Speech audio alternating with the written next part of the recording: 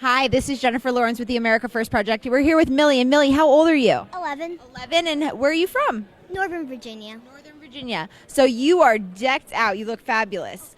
Why do you support Mr. Trump? So one day I was at home watching the TV. This is before the election sort of began. And then there was this guy. He talked about all the issues we were facing, all the problems. Okay, that's normal. Every politician does that. Then something extraordinary happened. He said how to fix them.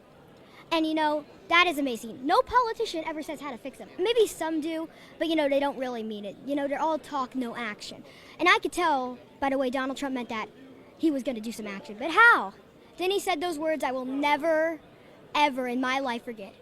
I, Donald J. Trump, am running for president. And he talked about all these issues. And one of the other reasons I like him is because this is my favorite reason. We will build a wall on our southern borders, and Mexico, no buts about it, Mexico will pay for the wall. Mexico, not us. Mexico, one way or another, they are paying for that wall. They will. Do you talk about this to your teacher? Oh, yeah, she's actually a Republican. Oh, she is? Does anybody in your school give you a hard time for supporting Mr. Trump? Lots of the kids in my class do. Mostly the sixth graders do a lot, Yeah. What do they say to you? Well, they say they really know me for my golden jacket I love, but then they say, oh, it's Trump girl and stuff like that. But, I don't let it get to me. So what are the major problems you see in this country? Immigration, I love immigrants. If they come here legally. I don't like the word illegally. I like legally. And if they're not going to do that, we have to put some precautions. As a kid, what do you see as other than immigration, what is the other problems that you see? Education. The teachers union controls everything. So I like how Donald Trump put in charge of education a lady named Miss Betsy, I think.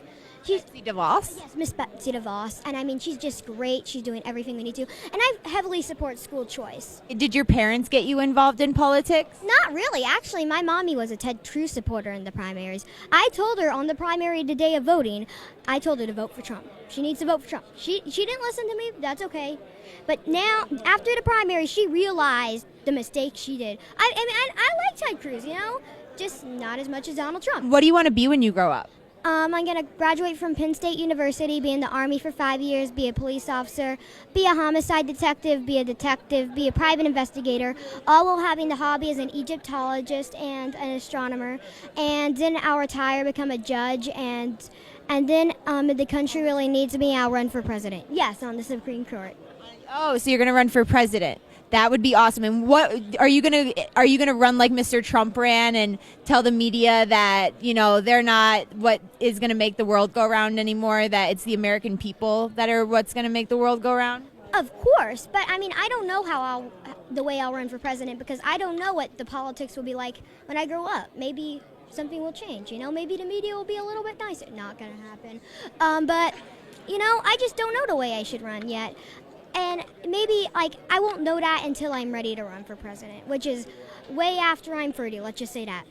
So if Mr. Trump wasn't in the election this cycle, would you have been involved in politics like you are?